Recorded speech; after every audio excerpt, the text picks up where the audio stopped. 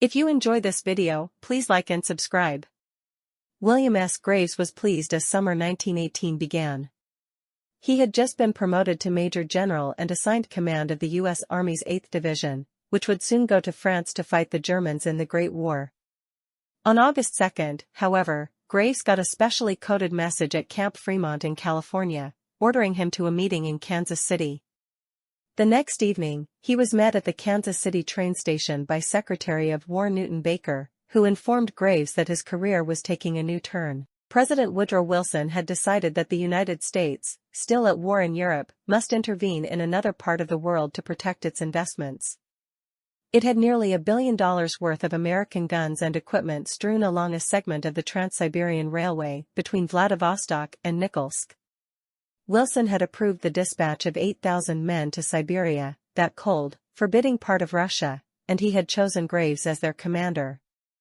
There, Graves would engage not in the kind of structured combat he had expected in Europe, but in a wily contest of nerves, with Cossacks, Bolshevik guerrilla forces, and even Japanese army troops looking to bring Siberia into Japan's sphere of influence.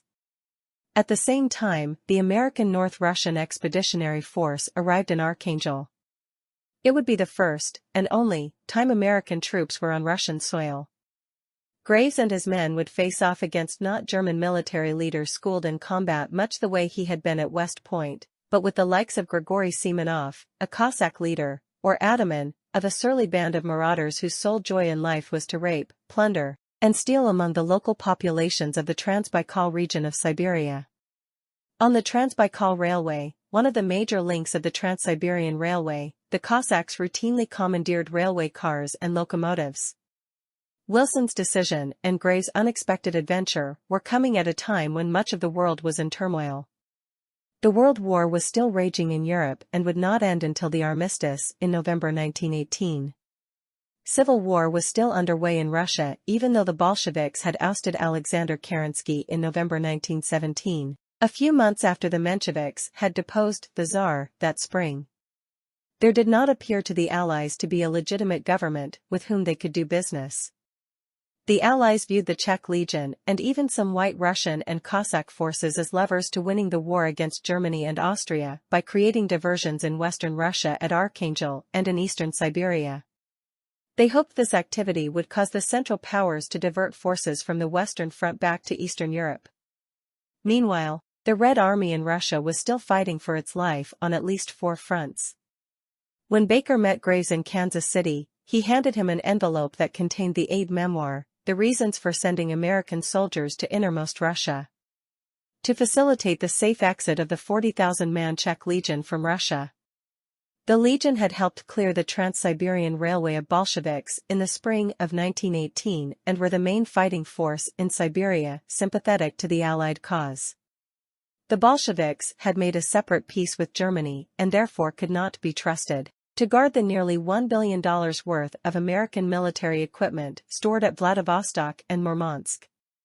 To help the Russians organize their new government. This contains the policy of the United States in Russia which you are to follow, Baker said as he handed over the envelope. Watch your step, you will be walking on eggs loaded with dynamite. God bless you and goodbye. Reasons for intervention. President Woodrow Wilson's motivation for sending troops to Siberia stemmed from the same desires that drove him to try to impose the Paris Peace Treaty on Europe, the promotion of democracy and self-determination.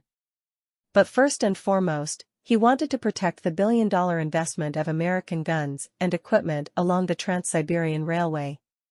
Vast quantities of supplies had been sent when America believed that Russia was capable of fighting and winning against the Central Powers in the spring of 1917. The Menshevik Revolution, which overthrew the Tsar in February and March 1917, raised Wilson's hopes for democratizing Russia and implanting capitalism there. Under Alexander Kerensky's regime, the first wave of American technicians arrived to revamp and run the vast Trans-Siberian Railway. The European allies, in concert with Kerensky, agreed to establish the American-run Russian railway service. Beginning in November 1917, the United States provided Russia with 300 locomotives and more than 10,000 railway cars. Bad weather and an unfavorable political climate delayed the final entry of the Russian Railway Service Corps until March 1918, when they entered Siberia from the Manchurian city of Harbin. In addition to the supplies and the presence of Americans attempting to fix and develop Russia's railway service, Wilson also considered the Czech Legion. The Legion had been formed early in 1918 from Czech and Slovak prisoners of war in Russia, sympathetic Russian Slavs, and deserters from the Austro-Hungarian army. Beginning in March 1918, 40,000 soldiers fought with the Legion for the Allied cause. When the Bolsheviks pulled out of the war, they agreed to let the Czech Legion leave Russia. President Wilson wanted the world to know that the United States supported the safe return of the Czech Legion to its newly formed homeland. In March 1918, the Legion moved steadily eastward along the Trans-Siberian Railway. When the Bolsheviks tried to disarm the Czechoslovaks, the soldiers of the Legion hid their weapons, and relations between the two groups frayed. In May 1918, the Red Guard arrested several Czechoslovaks after a confrontation between legionaries and German prisoners of war at Chelyabinsk station. A Czech had been killed, and his comrades retaliated by lynching a prisoner. The legionaries forcibly released the prisoners and took over the town. In a valiant effort to fight their way back to their homeland, the Czech Legion smashed its way both east and west, toppling just about every Soviet government in the far eastern part of Russia and Siberia. Refer to caption enlarge. In 1918, the Czech Legion moved eastward along the Trans-Siberian Railway in armored cars, fighting their way to Vladivostok, from where they hoped to sail for home. 111 SC 75877. This dramatic turn of events brought the fate of the Czech Legion to the attention of Wilson and ultimately led to the American intervention in Siberia. 1 In June 1918, Wilson received a number of diplomatic visits directly related to the Allied demand for intervention in Russia. Both the French and British military missions to Russia sent representatives to persuade him to send American troops to Siberia. The War Department had been studying the issue for some time, but they were hardly as sanguine as the French and British wished.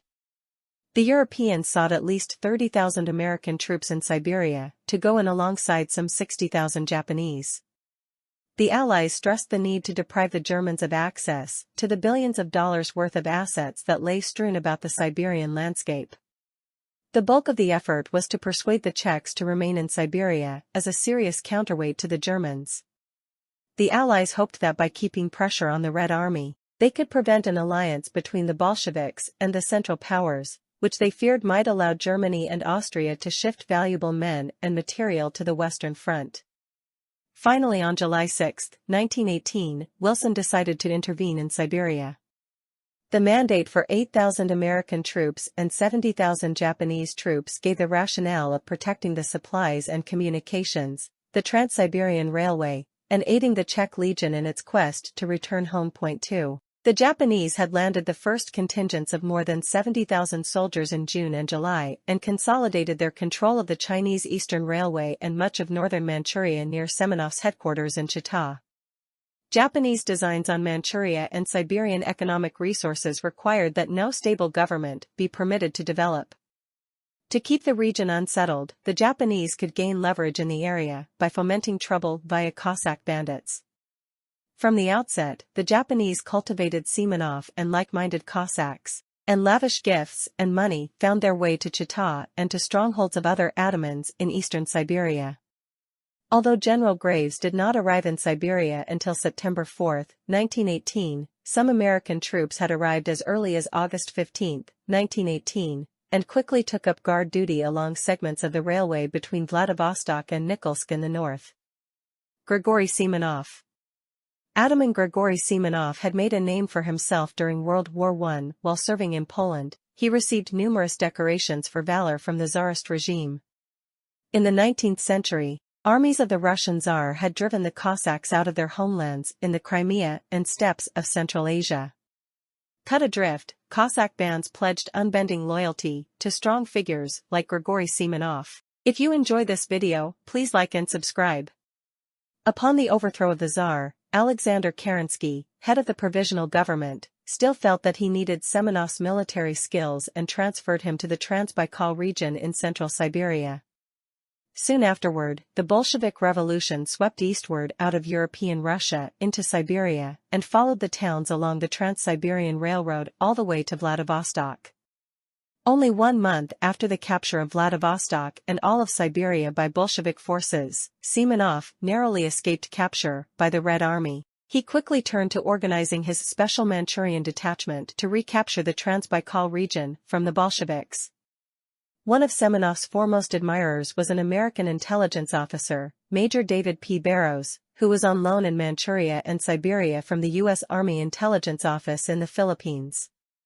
In April of 1918, Barrows accompanied Semenov on his campaign against Red Army units operating in and around Manchili, Manchuria. In an attachment to his report on the successful Semenov campaign, Barrows summarized his opinion of Semenov, in part, "While always cool, he undoubtedly has a passionate disposition and capable of intense anger and fixed resentment. He had 3½ years of fighting in Europe and many stories are told in his camp as to his prowess.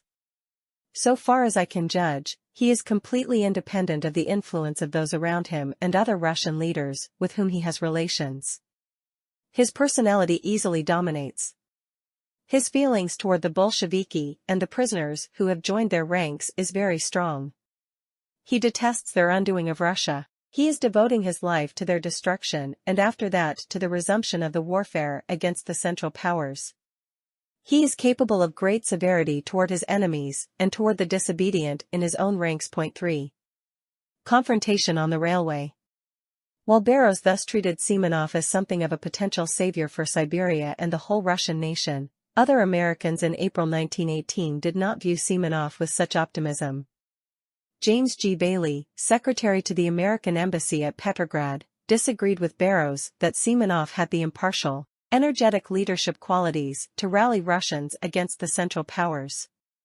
Bailey felt that Semenov, backed by the French, the British, and probably the Japanese, was doing more to mobilize the Red Armies in defense of the motherland than a Tsarist or Menshevik army could point for. Only a few months later, General Graves and his staff were to join the chorus of opposition to Semenov. Semenov's successful technique consisted of using the element of surprise to overwhelm consistently larger Red forces, rapidly disarming opposition forces, and placing all prisoners in locked box cars to be shipped into the heart of Siberia and certain death. Despite the infusion of many new Mongolian, Japanese, Chinese, and White Russian volunteers into his detachment, Semenov remained largely stymied in his efforts to free his beloved Chita and the surrounding Transbaikal from Bolshevik control. Ironically, it was the Czech Legion that was pivotal in wresting the area from Red Army control in August 1918. Semenov and others quickly took advantage of the political vacuum left behind. 5. The Czechs had spent 6 months and 9,000 casualties to try to secure their safe exit from Russia by seizing almost the entire length of the Trans-Siberian Railway. Now that they had delivered the promised route to the west along the Trans-Siberian, the promised Allied help was not forthcoming, and they became disillusioned. 6. Semenov had also been busy playing off the Allies against each other. In 1917, Kerensky's government had dispatched Semenov to raise an all-Cossack army to fight Germany on the Eastern Front. When Russian money dried up in 1918, Semenov turned to the British and Japanese to bankroll his raids and support his extravagant lifestyle. His Special Manchurian Detachment consisted of 556 officers, civil officials, Mongols, and Chinese. At first, he extracted £10,000 a month from the British, but they quickly grew tired of him as Semenov would not submit to the British efforts to train and organize his motley force. Semenov had much more success in meeting Japanese needs as he declared that his goals were non-political and that his main concern was restoring order in eastern Siberia, a goal that would play into Japanese hands. 7. He greatly aided Japan's goal in the area, which was to keep Siberians politically destabilized and disunited. 8. Refer to caption enlarge. Ataman Grigory Semenov and Major General William S. Graves met in late September 1918. View in National Archives catalog. When General Graves arrived in Vladivostok on September 3, 1918, he turned his attention to guarding the military stores in Vladivostok and in depots along the Trans-Siberian Railway. The first meeting between Graves and Semenov took place in late September in Vladivostok. Although the tone of the meeting was civil, Graves claimed that the Ataman was not only in the pay of the Japanese, but that he could not have lasted a week in Siberia without the protection of the Japanese. In October, Graves went to visit the 27th Infantry, which was guarding the major railway station of Khabarovsk. While there, he met the other main Cossack ataman, Ivan Kalmykov. The main difference between Kalmykov and Semenov was that the former chose to kill, maim and rape his victims directly. Semenov used subordinates to do his dirty work. 10. By the time of Graves' arrival in Vladivostok, Semenov's connections with the Japanese had ripened into a firm but unstated alliance. Nonetheless, Semenov tried to obtain better artillery pieces and airplanes from the Americans. Graves, who viewed his mission as upholding American neutrality regarding the various factions in Siberia, refused. But he had to acknowledge that Semenov was a major force to be reckoned with, because he controlled the strategic rail link along the Trans-Baikal Railway from Lake Baikal City to Chita. 11. The end of World War I in Europe in November 1918 would have a profound effect on conditions in Siberia, but it brought no immediate change for Graves' AEF Siberia. The American forces would stay put because President Wilson wanted to wait until after the Paris Peace Conference before deciding which of several Russian governments to recognize and whether to withdraw the AEF Siberia from Vladivostok. 12. Meanwhile, Semenov dispatched an agent to Washington to see if he could arrange political asylum and immigration to the United States for his boss. Upon learning of the visit, General Graves had a real chuckle. Graves noted that the requirements for legal immigration to the United States stated that an individual seeking asylum need be mentally sound, morally clean, and physically fit. If Semenov was morally clean, then I never saw a human being who was not morally clean, wrote Graves. 13. With the armistice in November 1918, the threat to peace and stability in Siberia no longer came from the Red Army, but from the Japanese and their Cossack allies. The emphasis now for American policymakers, both civil and military, was to open up the railways. The War Department ordered Graves to ensure the opening of the Trans-Siberian and Chinese Eastern Railways to all commercial and passenger traffic. The military was to provide the guards to keep order, and the civilian technicians of the Russian Railway Service Corps were to come in and operate and upgrade the actual tracks, repair shops, and rolling stock. The Corps was set up as a private organization staffed by American railway personnel. Semenov and his Japanese allies, however, spent the next year and a half frustrating Allied efforts to unify and improve Siberian railway operations. Despite his competence as a military leader, General Graves was no match for Semenov and the Japanese.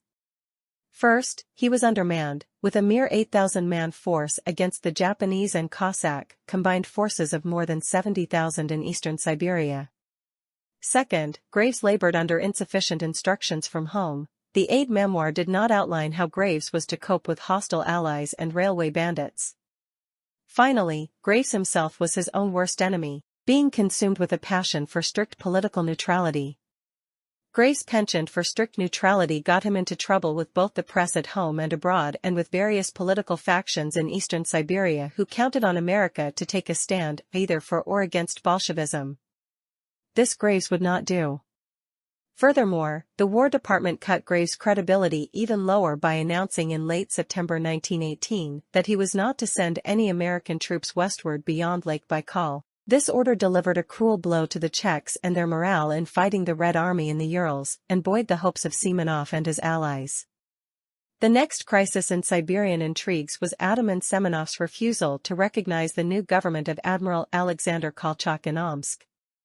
The government of all the Russias was formed on the heels of a coup d'état on November 18, 1918. In the end, because of Semenov's financial and military backing from Japan, the admiral had to acknowledge and accept the Ataman's regime at Chita as an unfortunate, yet potent reality. If you enjoy this video, please like and subscribe. Japanese actions on Semenov's behalf caused Acting Secretary of State Frank Pope to protest vehemently. The government of the United States believes that the present policy of Japan is fraught with possibility of dangerous consequences for Russia.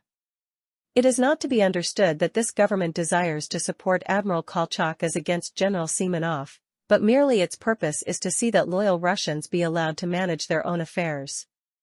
Polk did not spell out exactly who would constitute a loyal Russian, but it became quite obvious to all that Japan and America would no longer see eye to eye in Siberian affairs after this confrontation between Kolchak and Semenov. Where Semenov was concerned, both sides drew farther and farther apart. Meanwhile, conditions along the Trans-Baikal Railway sector continued to worsen. Railroad shop men at the Chita roundhouse pummeled one of Semenov's Secret Service men who had infiltrated their ranks. Semenov's men retaliated with their usual ferocity.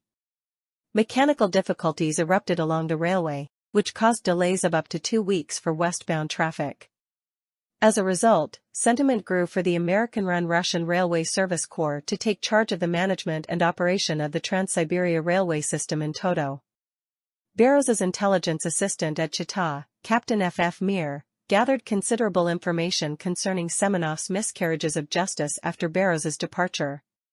He discovered that Semenov's men took 2 badly needed locomotives and turned them into armored cars for Semenov's personal use. Mir's British counterpart reported that 48 freight trains were tied up at one station for lack of locomotives.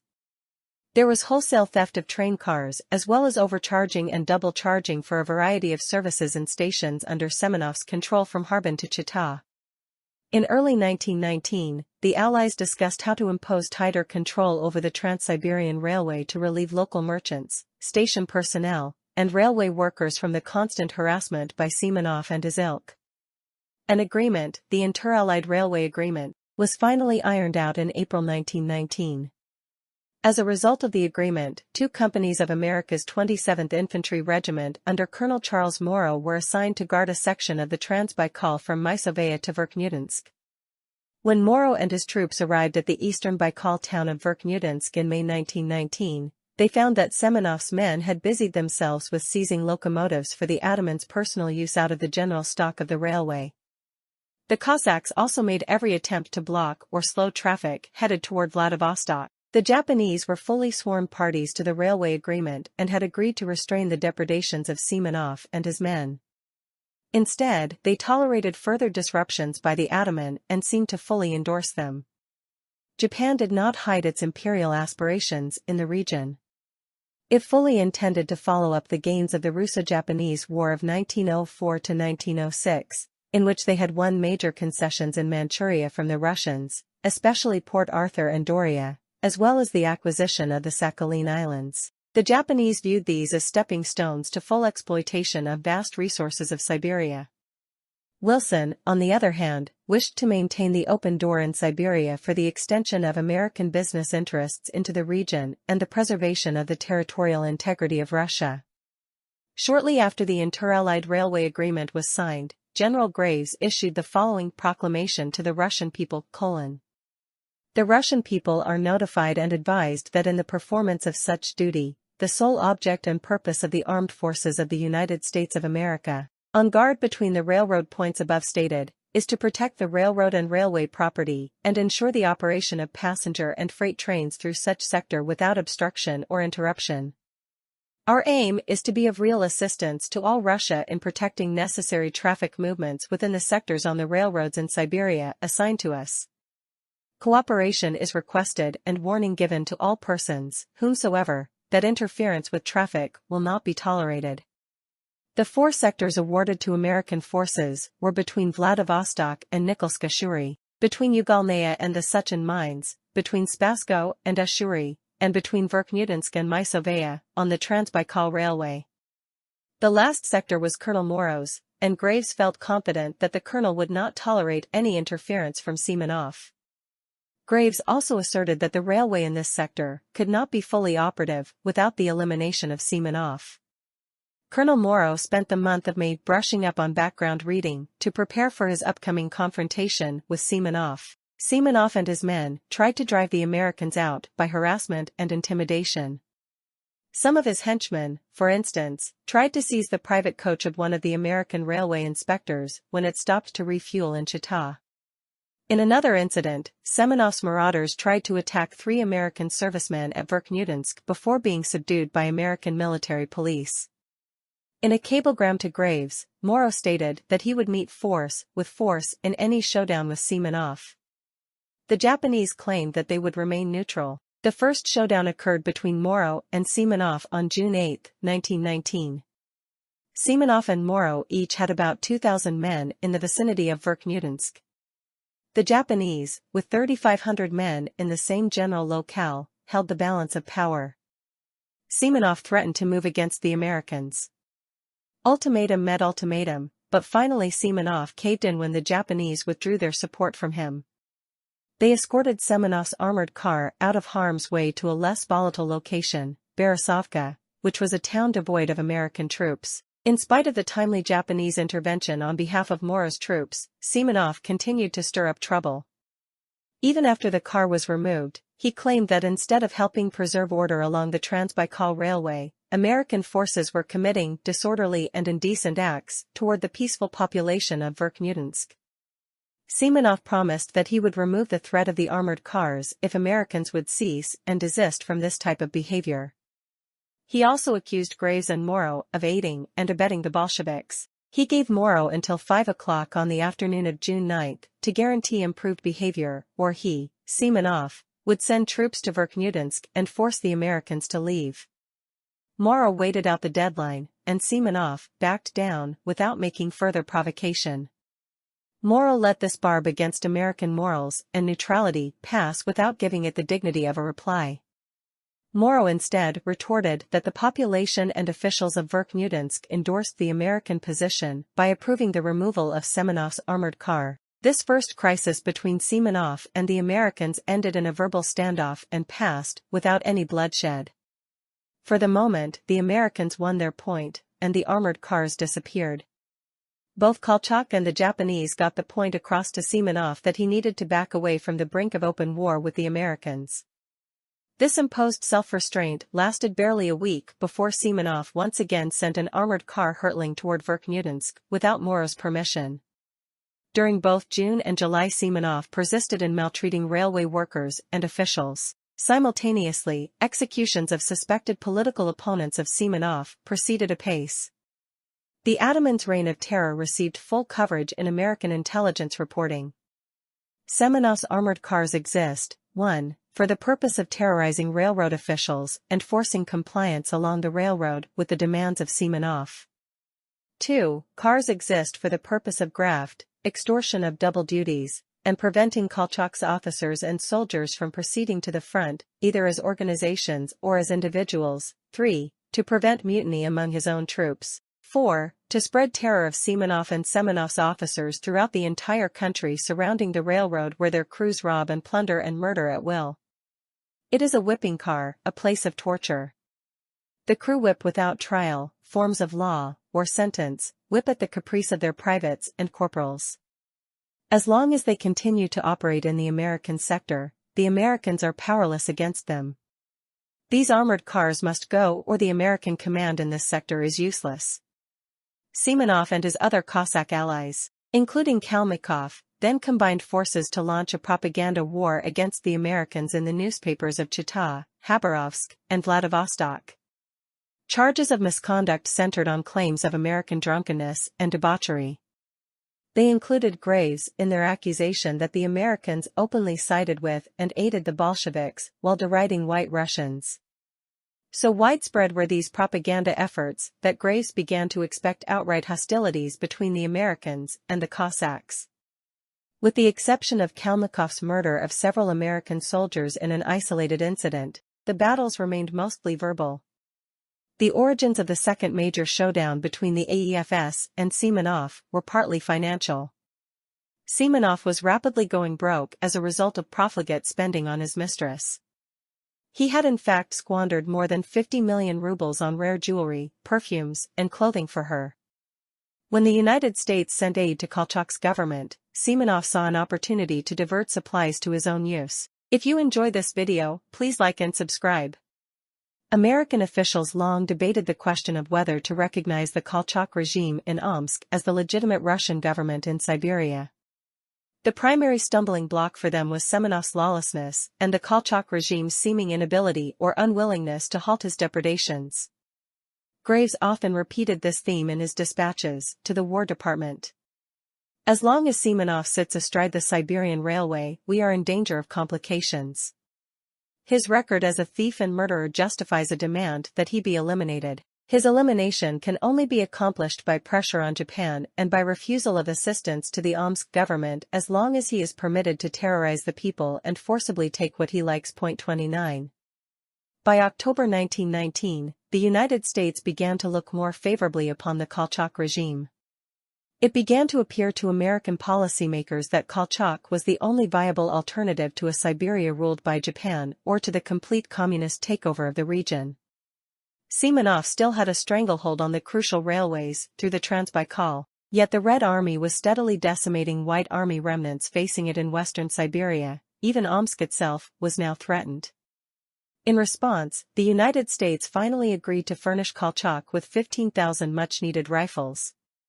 At the same time, Semenov intimated that he was finally ready to break with the Japanese in return for American financial and material support.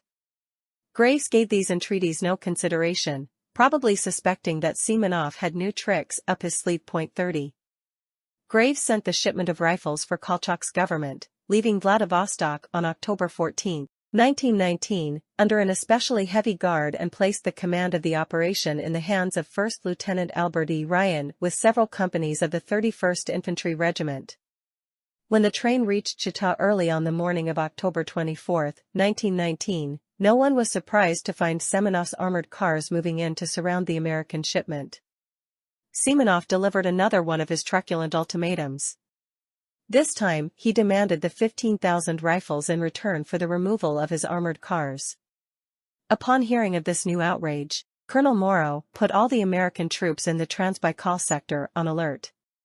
He then telegraphed Semenov and insisted that Kolchak should be allowed to mediate the dispute.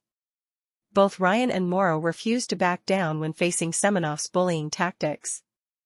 Their persistence finally paid off in the Ataman's conciliatory reply, "Dear Colonel, we understand each other, I see. Don't worry, I shake your hand." 31. Ryan's ordnance train was then permitted to depart from Chita unharmed on the afternoon of October 25, 1919. The incident proved again that Semenov's bluff and bluster had only nuisance value so long as Graves and the AEFS maintained their ground and the Japanese kept a restraining hand on the Ataman's activities. 32. By January 1920, both Omsk and Irkutsk had fallen to the Red Army as both Kolchak and the Czech Legion's strength were spent. The Czechs, in fact, had come full circle and delivered Kolchak to his Red executioners in Irkutsk in return for their own safe removal from Siberia. In the waning moments of the Kolchak regime, Semenov had received his commission as Commander-in-Chief of all Russian forces in eastern Siberia. With Kolchak's death, this was a hollow trophy. Rather than pursue the Bolsheviks aggressively, Semenov chose to continue his dissolute lifestyle at Chita until the bitter end. His only threats were leveled against the retreating Czech legionaries as well as the stray elements of White Russian and American forces still in the Transbaikal. He even threatened to blow up the 40-odd railway tunnels that skirted Lake Baikal to block the evacuation of the remaining non-communist forces in the area. Refer to caption enlarge. Major General William S. Graves, Commanding General Allied Expeditionary Force Siberia, seated, Center, and Staff, Vladivostok, November 23, 1918. View in National Archives Catalog. Semenov's control over his own disparate band deteriorated so greatly that men in his armored cars were seen looting, raping, and killing anything that moved along the Transbaikal. On January 10, 1920, marauders in one such car, the Destroyer, attacked and then killed the station master at Verkhnudinsk and then moved on to Poselskaya. At Poselskaya, the Destroyer fired haphazardly into an American troop car, killing 2 soldiers and wounding several others. Colonel Morrow quickly had the Destroyer subdued and its men incarcerated. He later had to release the culprits as General Graves ordered all American units to return to Vladivostok to regroup and prepare for embarkation to return home. 33. The departure of the AEFS from the Siberian scene in March 1920 spelled the end of the struggle between Graves, Semenov, and the Japanese for control of the Trans-Siberian Railway. Semenov soon fled to Manchuria. The Japanese took over complete control of eastern Siberia and created a puppet state, the Far Eastern Republic, which lasted until 1922. The Communists ultimately triumphed in this area as well. Japanese forces left Siberia to wait for another day. Ataman Semenov applied for and was denied asylum in the United States. The U.S. Senate turned him down after extensive hearings revealed some of the atrocities he had committed while ruler of the Transbaikal. Semenov spent the majority of the 1920s and 1930s in Japan. He managed to remain hidden for some time until 1946, when Stalin's henchmen caught up with him and put him before a firing squad. General Graves returned to the United States in 1920 and received the Distinguished Service Medal for his service in Siberia. Afterwards, he held command positions in the Philippine Islands, New York, Chicago, and the Panama Canal Zone. After serving on the jury in the court-martial of General Billy Mitchell in 1925, he retired from the Army in 1928 and died in 1940, the central figure in a most unusual chapter of the history of the United States Army.